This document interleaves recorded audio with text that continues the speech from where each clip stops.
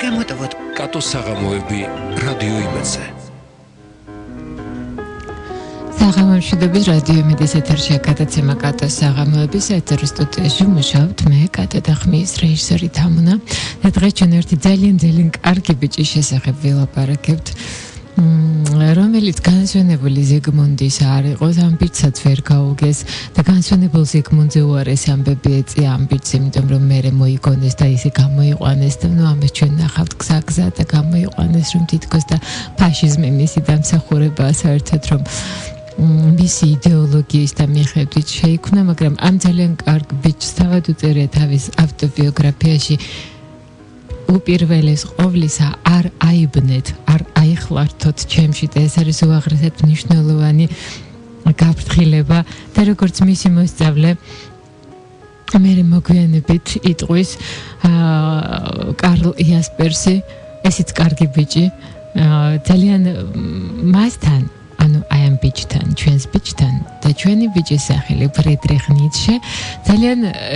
შესაძლებელია ნებისმიერი აზრი იპოვო და ამავდროულად შესაძლებელია იპოვოს სხვა აზრი, რომელიც წინააღმდეგობაში მოდის აი ამ წინააღმოჩენილ აზრთან თან სავსებით ეწინააღმდეგება აი ამ წინამორბედ აღმოჩენილ აზრს. ძალიან ბევრი აქვს მას ორაზროვანი ფრაზები. აი თუნდაც წაქცეულს წიხლიც მიაყოლეო, როგორ არის ქართულად ვოდის ვიხდი ზუსტად არ ვიცი, უფრო სლავურად ვიცი სწორად როგორ არის, მაგრამ ანუ არასწორად არის ესეც გავცელებული, იმიტომ რომ ის რაც წასაქცევად არის მზად, იმას საჭიროა რომ კიდევ ხელი გკრან. არსად არ უთქვას მას მიდითა ერთი ხელი ჰკარითო მან აზრი გამოთქვა და ჩამოაყალიბა და მერე ვისაც როგორ სურდა ისე გაიგო და ისე წარმოიდგინა საერთოდ ფილოსოფიის მთელი ხიბლი რაც არის და რაც ადამიანებს რომლებსაც უფრო ალბათ ისეთი აზროვნება უყვართ აქ უნდა იყოს ეს და იქ უნდა იყოს ეს ცოტა არ მოსწონთ და არ ხიბლავთ როცა ეუბნები შენ რომ იცი რა ფილოსოფიის მთავარი აზრი არის ის რომ შენი აზრით შეიძლება არსებობდეს და შენი აზრიც მისაღები იყოს და ამადამ პეტრეს აზრიც არსებობდეს და მისიც მისაღები იყოს მაშინ რისთვის იწვალა მან აი ამ აზრის მისაღებად მაგრამ ნუ ეს ძალიან შორს წაგვიყვანს თვითონ ამ თემაზე საუბარით ჩვენ ბიჭს რო დავუბრუნდეთ მისი გაგება შეიძლება ძალიან მრავალგვარად და მე წარმოვიდგინე ჩვენს დროში რომ ეცხოვრა აი თბილისში რომ ეცხოვრა მით უფრო სხვაგან ნუ გავამგზავრებთ ანუ ჩვენს რეალობაში ჩამოვიყვანოთ ჩვენს ორღობეს მივხედოთ მოკლედ ჩვენს მასმედიას წარმოვიდგინე როგორი სათაურები იქნებოდა და დაპატეჟებდნენ თუ თამაში როგორ გქონია ნიჩეს ვინმე დაპატეჟებდა რამე თოქ-შოუში ესე ჭრელა ყვითელში ნუ თვითონ რო არ მევიდოდო თვითონ ვითომ არა ხო ან შეიძლება მისულიყო და ეგ რაღაცა ტექსტითაც გამოსულიყო ესეთით მაგრამ ესეთით არა როგორცაც მოკლედ მაინც ვერავინ ვერ გავგებდა ამ ჩვენ ძალიან კარგ ბიჭს და ჩვენი ორღობიდან გადავინაცვლოთ იმ ქცევა ეს ნიჩეს ორღობეში და თავად ის წერდა რომ ჩემს ნაწარმოებებს უწოდებდნენ იჭვის სკოლას და უფრო მეტიც სიძულვილის სკოლას საბედნიეროდ ასევე უწოდებდნენ სიმამაცისა და გაბედულების სკოლას და მე მგონია რომ მართლაც ჩემამდე მე მგონია რომ არა ყოფილა არასოდეს ისე რომ აი ესეთი დიდი ეჭვით და დიდი ეჭვის თვალით ესეთი ეჭვის თვალით შეხედა ვინმე სამყაროსთვის როგორაც მე მას შევხედე და არა უბრალოდ როგორც შემთხვევითმა ადვოკატმა ეშმაკისა არამედ ამავდროულად ღვთისმეტყველო ენაზე რომ ვთქვათ ერმა და დამკითხველმა ანუ ამ შემთხვევაში როგორც პროკურორი ღმერთისა აი ამ რანგით როგორც მე მას შევხედე და სანამ დაგვიწეს ეს ჯარიმები ამანაც განაპირობა სხვა ჯურის ჩვენი ბიჭის შესახებ ნიჩეს არჩევა და ნიჩეზე ლაპარაკი რომ ვიდრე ჯარიმები დაწესებულა ვინმეს რელიგიური გზნობების შეურაცხყოფისათვის და რელიგიური გზნობების შეურაცხყოფისათვის იძებნებოდა თავის დროზე დურგალი ნაზარეთიდან ასევე რელიგიური გზნობების შეურაცხყოფისათვის თავის დროზე დაახლოებით 300 ადამიანმა რომელთა შორის დაძველ საბერძნეთში ესეთი იყო თვითონ სამართლებრივი სისტემა რომ შედიოდნენ ამ საჯულებს შორის იყვნენ სხვადასხვა ხელობის ადამიანები და იმ სხვადასხვა ხელობის ადამიანებმა ხელობაში კი ცუდი არაფერია მოგეხსენებათ მე სადღაც ამკითხავს რომ თვითონ სპინოზას საგანგებო დასწავლეს მისმა მშობლებმა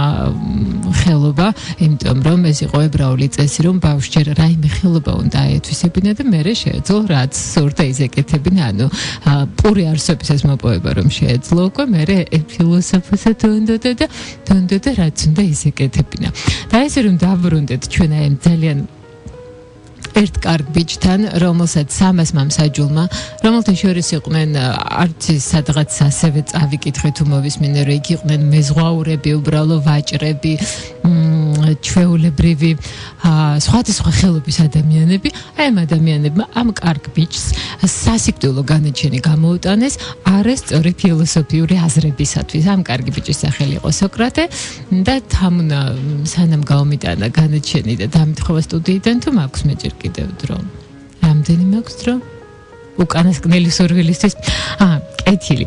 მოკლედ ჯერ კიდევ გვაქვს ჩვენ დაახლოებით 5 წუთი და ჩვენს ნიჩეს რომ დავაბრუნდეთ თავად ამბობდა რომ მე დავიბადე როგორც მცენარე ღვთაებრივი აი რო ხნავენ იმ ადგილს რა ქვია ღვთაებრივი სახნავ სათესის განაპირას და თვითონ დაიბადა მართლა ისეთ ოჯახში სადაც ყველა ან პასტორი იყო ან პასტორის ქალიშვილი და მისგანაც ელოდნენ იმას რომ ისიც პასტორი დადგებოდა და როდესაც მისი მამა გარდაიცვალა მან მთელი ცხოვრება ესე მოუწია ისე რომ გაატარა ერთ-ერთი ბლოგერი როგორც ხალისობდა რომელსაც ნიჩეზე ქონდა იმდენად მხიარულად დაწერილი და იმდენად ესეთ საოცარი მაგარი გამოთქმებით სამწუხაროდ არა ქართული რეალობიდან ძალიან გამეხარდებოდა რომ ჩვენ რეალობაში ყოფილიყო ესეთი სახალისო და ძალიან საინტერესო აღწერილი და ის წერს რომ ფაქტიურად ქალთა საერთო საცხოვრებელში გაიზარდა ნიჩე ესე გენდერული პრობლემები მოგვაწვება ნორც განსვენებულ ზიგმუნდს შევაწუხებთ და და ყველანი ელიან მისგან იმას რომ ის ერთჩვენერ დღეს მართლაც და დადგება მისგან ღვთისმეტყველი მაგრამ ესეთი ამბები არ მოხდება სანამ ესეთი ამბები სანამ დავიბადებოდეთ მოდით გადავიდეთ ერთ ყველაზე ალბათ ყველაზე ცუდ დღეს ნიჩეს ცხოვრებისა ეს არის დღე როდესაც ეს დღე ითვლება იმ დღეთ როდესაც ის უკანასკნელად იყო საღჭკუაზე ამ დღეს ხდება ის რომ ესე იგი იტალიაში ტურინში ადამიანები დაინახავენ როგორ ეხვევა და ტირის თან კაცი ეხვევა და თან ტირის და თან თრთის ყელზე არის მოხვეული ის ცხენზე და ამავდროულად ეს ბატონი რომელიც ესე უცნაურად იქცევა და აქაც გაგახსენდებათ ჩვენი ცოტა ხნის წინანდელი ქურქების ამბები და გამოწვევები და პორჭყნები და აბა ქურქი არ ჩავიცვა და ერთმა ცნობილმა ქართველმა ქალბატონმა როგორც თქვა რომ მე ადამიანებსაც კი გავატყობ თუ ქურქი დამჭირდება თუ რაღაც ამდაგვარი მოკლედ ჩვენც რო გვემუქრებოდა და წმინდა ბართლომეს გაატყავეს თუ სწორად მახსოვს და არის კიდეც ძალიან ცნობილი ტილოვისი ოღონდ არ მახსოვს და წარმოვიდგინე რომ ჩვენც აი რაღაც ესეთი საფრთხე გვემუქრებოდა მის ხელში და რამ შეაშფოთა ეს ჩვენი ბიჭი ჩვენი ფრიდრიხ ნიჩე შეაშფოთა იმან რომ ცხენს ესე უდიერად ეპყრობოდა მეტლე, რომელიც მას მათ რახს ურტყავდა და თან ამავდროულად ფეხებითაც ფეხიც მოუქნია 1-2 და ჩვენი ბიჭი საოცარი სიბრალულით აღივსო ცხენის მიმართ და გამლელები კვდებოდნენ სიცილით და პატარა ბავშვებიც კისკისებდნენ ამის დანახვაზე და ამ კარგად თან ყოველას უკვირდა რომ ეს ბატონი იყო ძალიან კარგად გამოწყობილი, იმიტომ რომ ჰქონდა ძალიან მოვლილი ულვაშები, ოქროს ჩარჩოიანი სათვალე ჰქონდა, ეცვა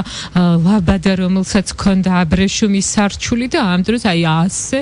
საოცრად იქცევდა შუა ქუჩაში, ჩახუტებული იყო ცხენი და ნახავდა როგორ შემოარტყეს მას მათრახიო და ამის გამო ტრემლად იღრებოდა და ამ დროს გამოჩნდა სენიორ პინო, დავით პინო, რომელიც იყო მფლობელი გაზეთის კიოსკისა და ამ ყველაფერს მან თვალი მოჰკრა და ამ უცნობ ადამიანში, ყოველთვის უცნობ ადამიანში მან თავისი მდგმური, ჩვენი ბიჭი პროფესორი ფრიდრიხ ნიცშე ამოიცნო და სენიორ პინომ დაარწმუნა იქ მოსული მერე წესრიგის დამცველები, რომ ყველაფერი წესრიგშია და რომ ის მიხედავდა ჩვენს ბიჭს და შინ წამოიყვანა ფრიდრიხ ნიცშე ლოგინში ჩააწვინა და ექიმს თხოვა რომ მის მოსულიყო ფრიდრიხ ნიცშეს გასასინჯად და სწორედ აქ ტურინში სანამ ეს ბოლო დღე დადგება, საღი ბოლო დღე დაგვითქება 1898 წლის დეკემბერში, მანამდე ჩვენი ბიჭი დაწერს რომ ასე ვეშვებოდი ოდესღაც საკუთარი სიგიჟის ჭეშმარიტებიდან. მომდევნო საათში რა საინფორმაციო გამოშვების შემდეგ გავაგზავნოთ საუბარი. არ გამოტოვოთ კატოს საღამოები რადიო იმედზე. გრძელდება ჩვენი გადაცემა და ჩვენ ვაგრძელებთ საუბარს ფრიდრიხ ნიცშეს შესახებ, ამ კარგი ბიჭის შესახებ, რომელიც წერდა რომ ადამიანს არის ბაგირი, რომელიც გაჭიმულია ცხოველსა და ზეკაც შორის, ბაგირი უფსკრულის თავზე, სახიფათოა გავლა, სახიფათოა გზაში ყოფნა, სახიფათოა მზერა მიმართული უკან, სახიფათოა შიში და შეჩერება. ადამიანში ერთდროულად არის ცხოველი და მაცხოვარი. და ეს ჩვენი ბიჭი არ გზნობს თავს კარგად, მსუბუქად რომ ვთქვათ. და ამ ყველაფერს როდესაც 4 დღის შემდეგ ამ ამბებიდან რაც ესე სენიორ პინო წაიყვანს მაშინ, იმიტომ რომ სენიორ პინოს მდგმური არის და როდესაც ნახავს მას ამ მდგომარეობაში ტურინის ერთ-ერთი ქალაქ ტურინის მოედანზე, როდესაც ნახავს ის როგორ ეხვევა აქვითინებული ნიცშე, როგორ ეხვევა ცხენს, რომელიც მანამდე მათრახი შემოარტყა მას მეეტლემ და იქ ატყდება რაღაც სამართალდამცავებით ჩაერევენ ამ საქმეში და ეს ჩვენი სენიორ პინო იხსნის ჩვენს ბიჭს და წაიყვანს შინ მოუვლის კიდეც ლოგინში ჩააწვენს მისთვის ექიმს გამოიძახებს და 4 დღის შემდეგ ამ ამბებიდან ბაზელიდან ჩამოდის ჩვენი ბიჭის მეგობარი ფრანც ოვერბეკი და ეს მან ძალიან უცნაური ბარათი მიიღო და ოვერბეკისთვის ეს იყო სიგნალი იმისა რომ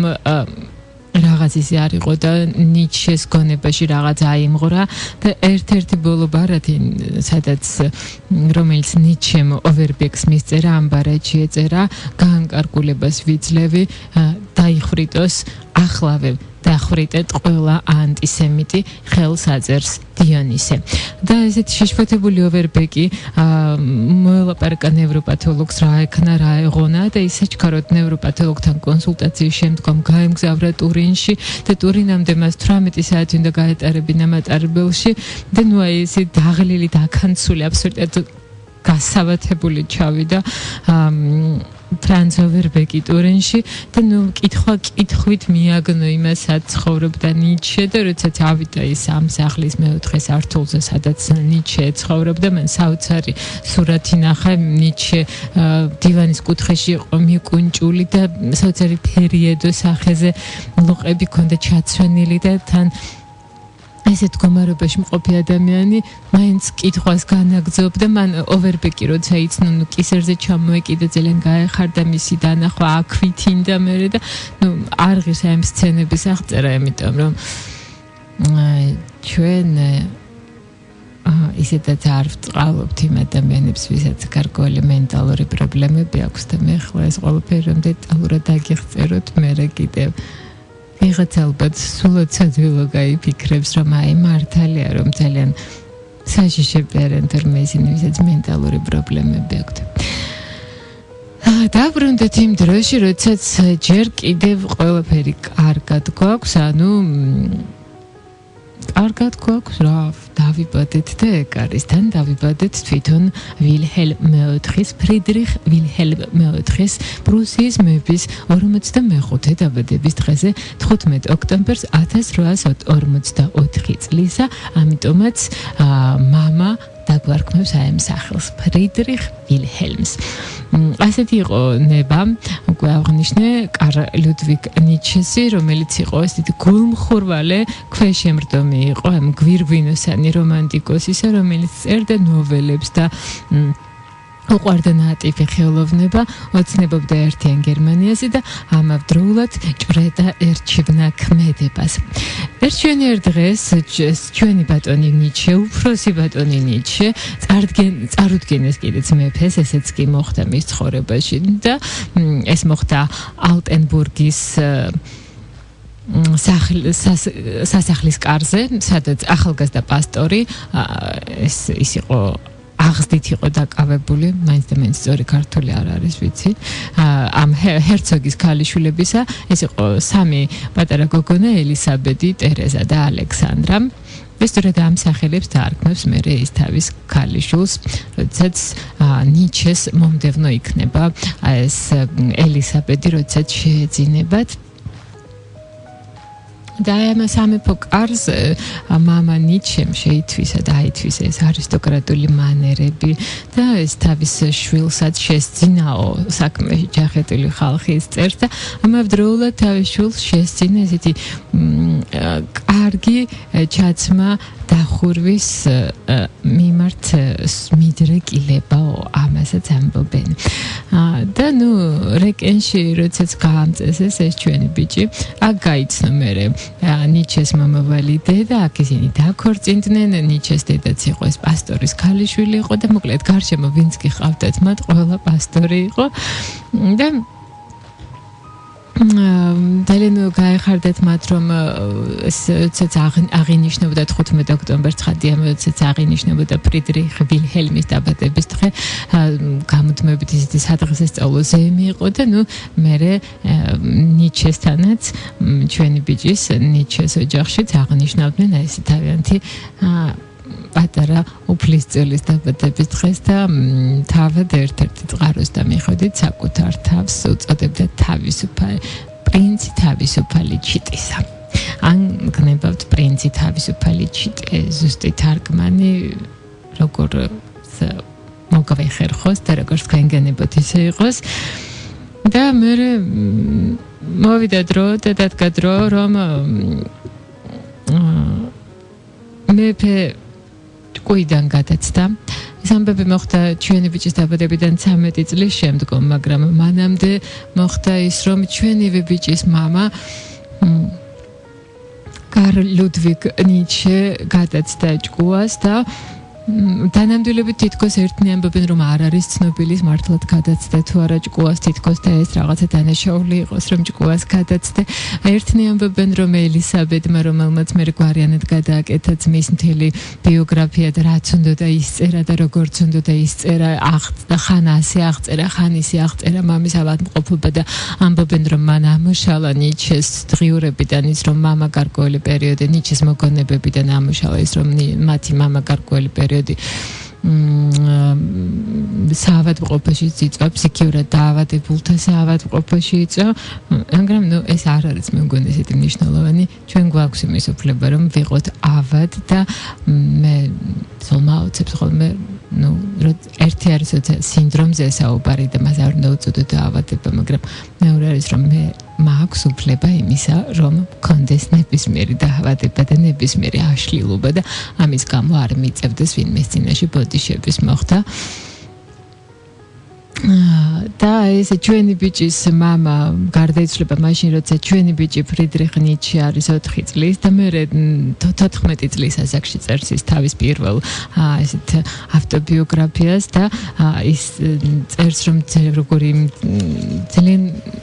ამბობენ რომ ძალიან დიდი დაღი დააჩნია მას აი ამ ყველაფერმა მამის გარდაცვალებამ. ერთ-ერთი ესეთი ბიოგრაფიული ანალიზი როცა ატარებს ერთ-ერთი ბატონი სახელები და გვარები არ შემოვინახეთ თქვენთვის, რადგან მაინც და მაინც არ ღირს თქვენი გონების გადატვირთვა ამ სახელებით და გვარებით, რომლებიც ხშირად ჩვენ არაფერს არ გვეუბნებიან, ჩვენ უბრალო მოკვდავებს და საქმეში ჩახედული ხალხისთვის არის მხოლოდ მათი გვარები საინტერესო და ჩვენ უბრალოდ ის შევიტყოთ რას წერენ ისინი ერთ-ერთი სადღაც ლამის განსვენებელს იგმუნდს აწუხებს და წერს რომ აი იქ სადღაც ჩანს რომ ის პირიქით სხვა მამას ეძებდა და რომ თითქოს აი რასაც წერს მამის შესახებ იმ თბილ სიტყვებს რასაც წერს ამ თბილ სიტყვებს რეალურად არანაირი კავშირი არ ჰქონდა და თითქოს ჩვენი ბიჭი დიდად არ იყო მამაზე შეყვარებული და იქ ისეთი ბლა ბლა ბლა რომ ნებისმიერ ქართულ ტელეშოუში შესანიშნავად მოუხდებოდა ეს ბატონი გამოვიდოდა და საოცრებებს ისეთებს მოყვებოდა ნიჩეზე რომ ნიჩეც თავად პირდაღებული დარჩებოდა პირველად გაიგებდა საკუთარი თავის შესახებ ამდენ სისულელეს მითობრო რომ რამდენი სისულელე თქმულა მის შესახებ ჩვენ დავაბრუნდეთ ისევ კარლ ლუდვიგ ნიჩეს რომელიც გარდაიცვალა 30 ივლისს 1859 წლის 36 წლის ასაკში და ჩვენი ბიჭი ყოველთვის ფიქრობდა რომ თავადაც ახალგაზრდა გარდაიცვალებოდა და გამუდმებით ეგონა რომ აი ეს 36 წელი იყო რაღაცა ერთგვარი ხიდივით მისთვის აი 36 წელს თუ გადაცდებოდა ესე იგი უკვე გადარჩა და ეს არის და მართლაც ეცეთ ის გადაცდა 36 წელს ის ფიქრობდა რომ ის გადარჩა ის ხსნილია განსაცდელისაგან და რომ აღდგა ის მამაში ან მამა აღსდგა მასში და თავის ნაწარმოებებში ის აი ამ მოვლენას ის უწოდებს მარადიულ დაბრუნებას. სანამ მარადიულ დაბრუნებებამდე და 36 წლის ასაკის გადაცდენამდე მივალთ, არის გასავლელი გვაქვს ადგილი, რომ პასტორის სახლი უნდა გათავისუფლდეს უკვე სხვა პასტორისათვის და ნიჩეები გადადიან ნაუმბურგში. ნიჩეების ოჯახს შეადგენს ახალგაზრდა ქრივი ფრანცისკა თავისი ორი შვილით 5 წლის ფრიცით და 3 წლის ელისაბედით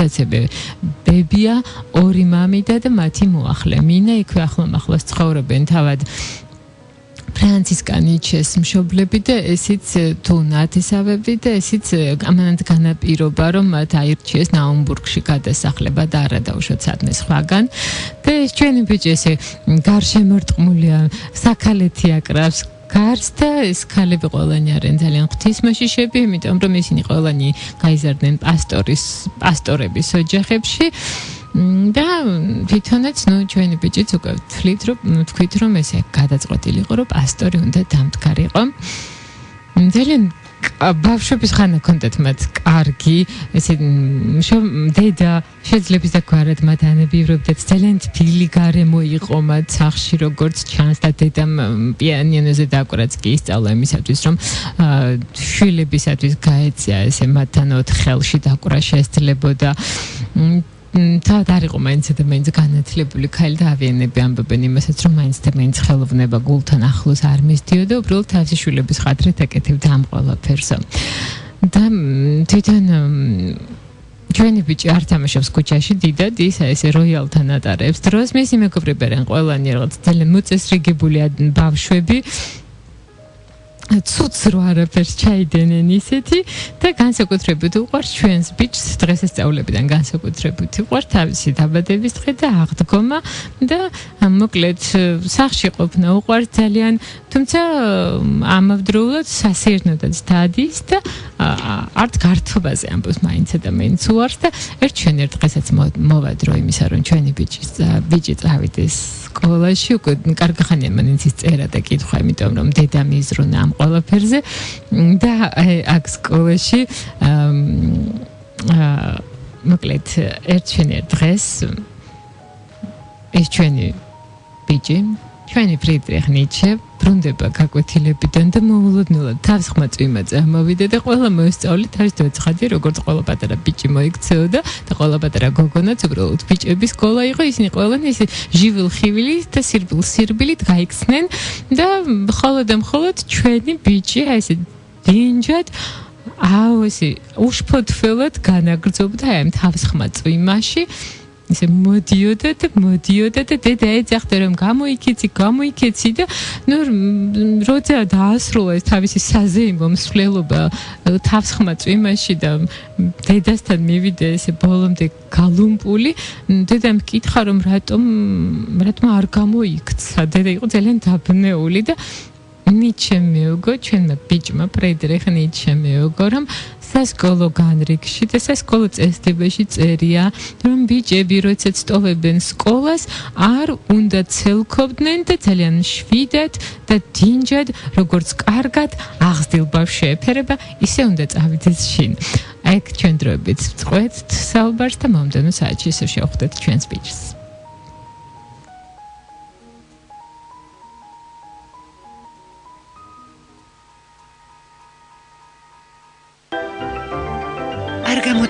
კატოს საღამოები რადიო იმედზე. ჩვენთვის ადამიანი, რომელიც განათლებული ადამიანი, ამბობთ ეს ჩვენი კარგი ბიჭი, რომელსაც ჩვენ ესე გავაგრძელებთ საუბარს, ჩვენი ფრიდრიხ ნიცშე ამბობთ, რომ განათლებული ადამიანი გარკვეულ წესებს ემორჩილება და ცდილობს საკუთარი გააკონტროლოს არა იმის გამო რომ მას აქვს რაიმე პატივისცემა და მოწიწება ღვთაებრივი მცნებების მიმართ არამედ გამომდინარე იქიდან რომ მას აქვს მოწიწება და პატივისცემა საკუთარი სრულქმნილი მეს მიმართ და ეს ჩვენი ბიჭი ჩვენ დავტოვეთ დაწყებით სკოლაში სადაც თავს ხმაწვიმაში მოდიოდა დინჯად და უჩქარებლად და მთელი ღირსებით და მოდით 9.3 მე როგორ არის ჰოგვორტსში რომ მიდის მატარებელი აი პლატფორმა ეს ჩვენი პლატფორმა უფრო სერიოზული იქნება და უფრო საინტერესო იქნება ჩვენ გავივლით ფორტს დრო გვაქვს ცოტა და ამიტომ ჩქარ უნდა გავიაროთ ეს სადგურები ფორტი ეს არის სასწავლებელი სადაც საოცნებოა იმ დროს მოხვედრა მაგრამ ამავდროულად ეს არის ყაზარმა ყველაზე საუკეთესო ტვინები აქ იკრიბებიან და აქ სწავლობენ და ნიცშე სტიპენდიასაც კი მიიღებს და ასე სწავლობს ის აქ მაგრამ აი აქ არის ის რომ ეს არის ყაზარმული წესით ცხოვრობენ აქ მოსწავლეები და მის შესახებ მაინც და მაინც ბევრი ჩანაწერი და ბევრი ცნობა არ არის შემონახული ფორტიდან ერთადერთი ესე იგი სკოლის სასჯელების წიგნში წერია რომ ნიცშე და რიხტერი კვირა დღეს კესინის ვაგზალზე ნიცშემ და რიხტერმა კვირა დღეს კესინის ვაგზალზე 4 კათხალუდი დალიეს ნიცშე მთვრალი იყო და ის დაისაჯა იმით რომ დროებით ჩამოერთვა უფროსი მოსწავლის წოდება უფროსი მოსწავლეები ეს ესეთი წესი იყო ფორტში რომ უფროსი მოსწავლეები ზრუნავდნენ უმცროს მოსწავლეებს და ეს იყო ისე საპატიო წოდებად ითვლებოდა და ამის გარეშე დატოვეს ესე ჩვენი ბიჭი ფორტის მერე არის ბონი სადაც ძალიან მალე მოგწყინდება იქ ის ჩვეულებრივი ერთობა და იქცევს თავს როგორც ნებისმიერი ახალგაზრდა კაცი თუ ახალგაზრდა ქალი გაერთობოდა უბრალოდ ქალებს იმ დროს ამის უფლებას მაინც და მაინც არავინ არ აძლევდა და შესაბამისად მარტო კაცები ერთებოდნენ და მე ყველა უბედურებას მაინც ქალებს აბრალებდნენ მე ბონიდან ლაიფციგში გადავალთ და ლაიფციგში მოხდება ესეთი ამბავი მნიშვნელოვანი სრულად შემთხვევით შევალთ ბუკინისტურ წიგნის ბუკინისტურ ფარდულში და იქ ესე წიგნებს ათვალიერებს და საერთოდ შემთხვევით წააწყდება ვინმე არტურ შოპენჰაუერის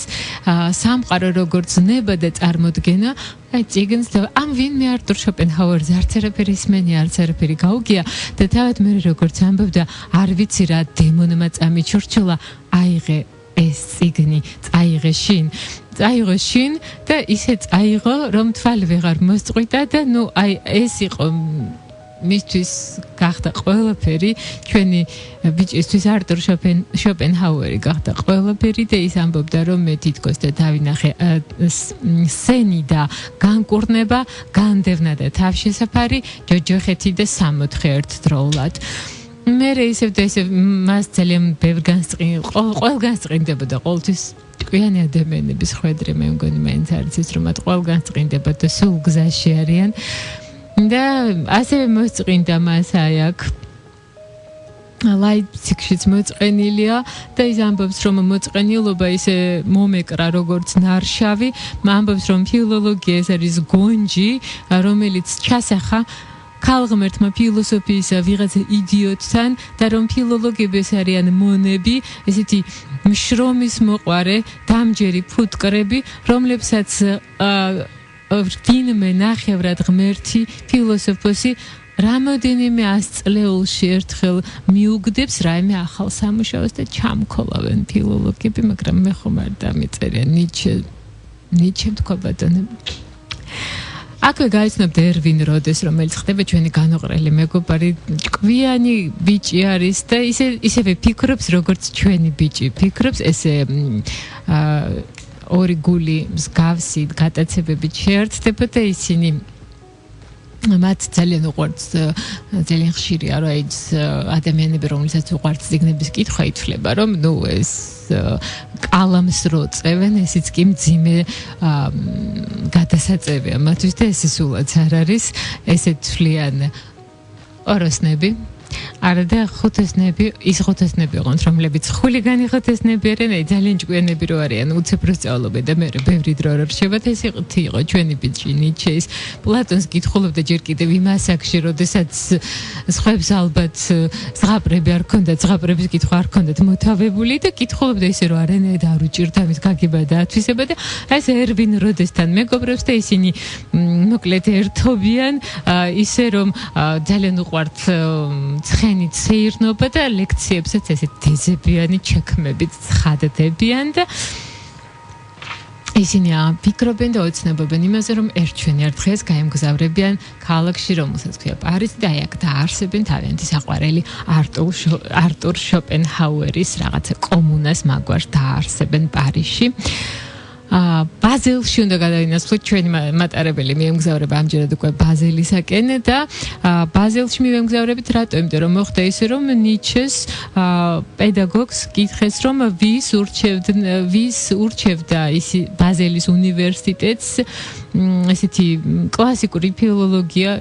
მარტივად რომ თქვა კლასიკური ფილოლოგიის პროფესორად და მან დაუფიქრებლად მიუგო რომ ნიჩეს ფრიდრიხ ნიჩეს და ერთიც შეიტყვეს მათ რომ ამ ახალგაზრდა კაცს არც კი ჰქონდა შეიტყვეს რომ არც კი ჰქონდა მას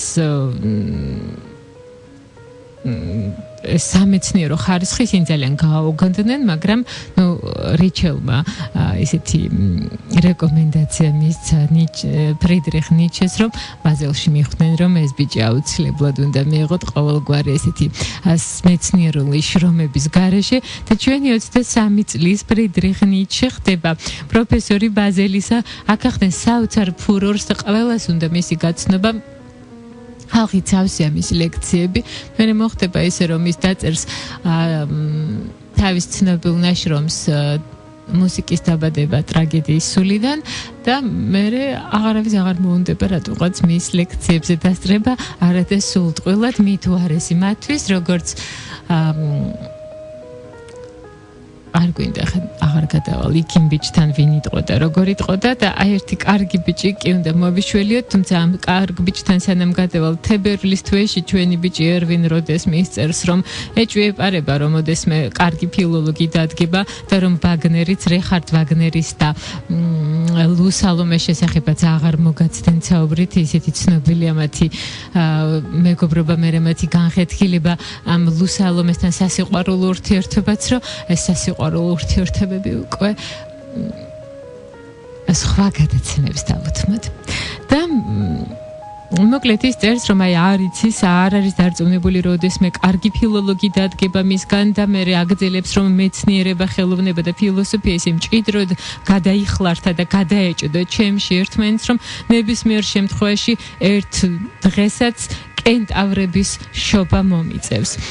კენტავრების შობის გარდა ის წუწუნებს დედას წერს რომ რა მოხდება აქ ხლა ესე მგონია რომ კუნძულზე ვარ არ მოსწონს ბაზელი და ის ოცნებობს რომ ერვინ როდე იყოს მასთან ერთად და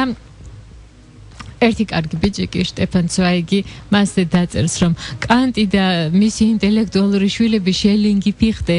ჰეგელი და შოპენჰაუერი ისინი ცხოვრობენ იმ განცდით რომ იმ განცდით და იმ გააზრებით რომ ცოდნა ეს მათი კანონიერი ცოლია და მასთან ერთად ისინი ესე სულიერ სარეცელში ატარებენ ის სარეცელში ისინი ატარებენ წლებს და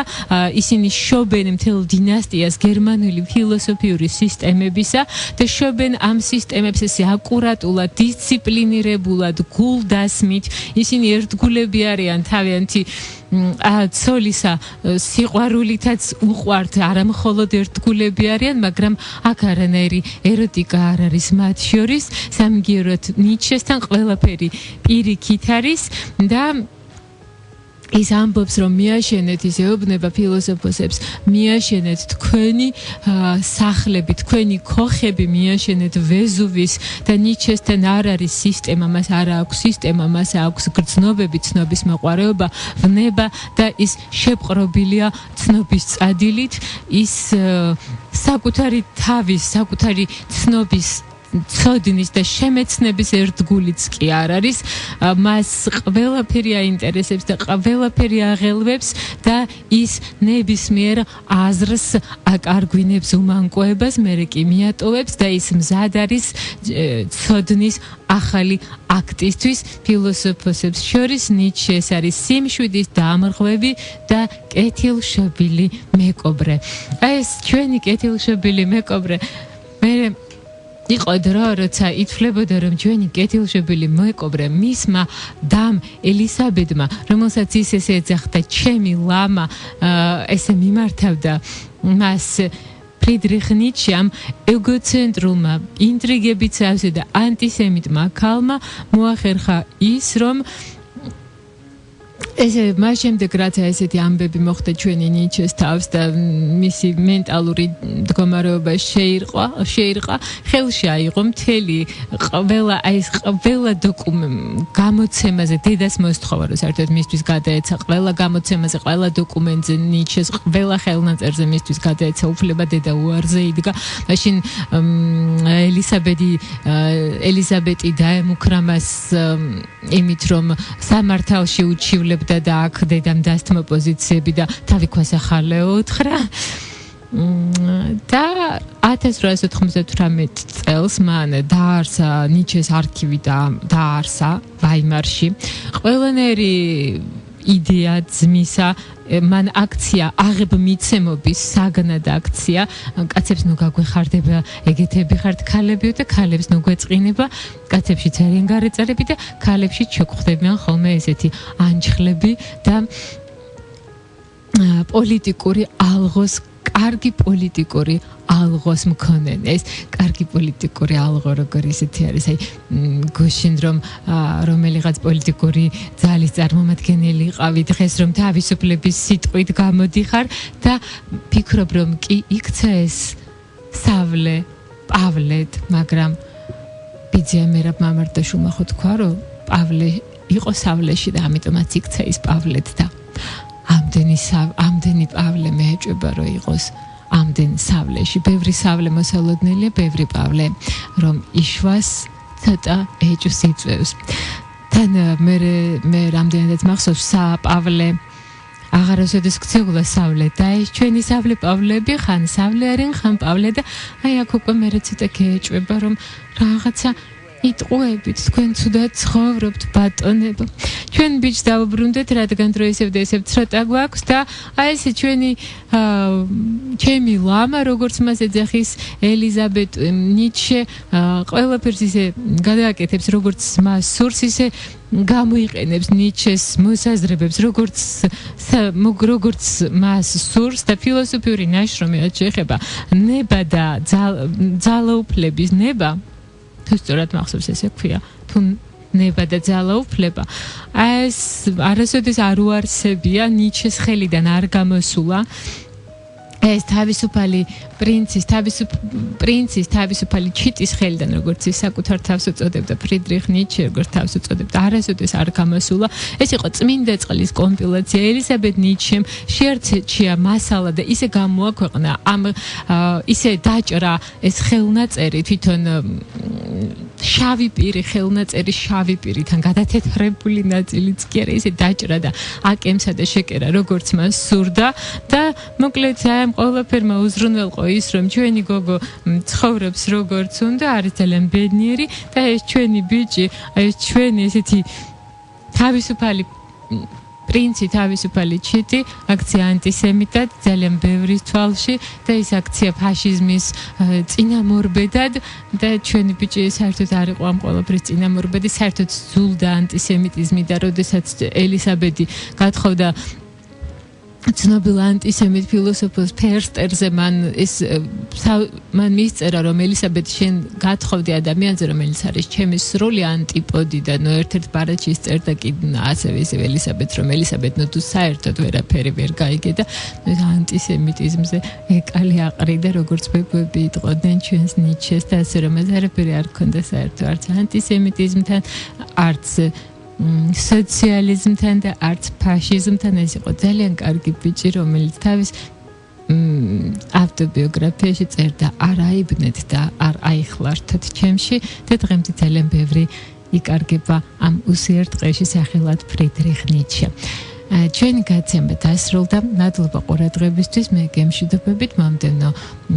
ორშაბათს უკვე შევხვდებით ერთმანეთზე და ნახოთ აბა მიშა ვის მოამზადებს თქვენთვის და ვიზე ისაუბრებს უსმინეთ რადიო იმედს არ გამოტოვოთ კატოს საღამოები რადიო იმედზე